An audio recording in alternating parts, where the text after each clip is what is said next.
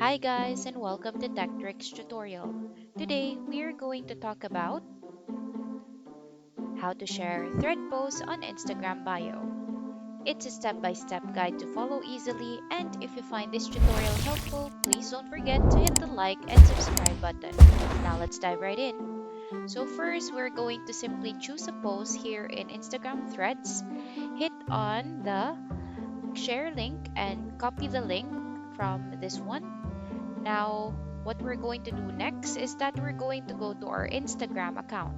Go to your profile and hit on edit profile. Now, click on add link and then afterwards add an external link.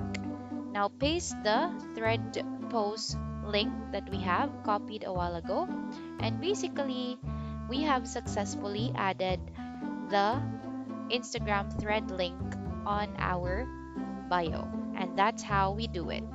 That's about it for today's video. Thank you so much for watching and I hope you find this tutorial helpful. See you in the next video.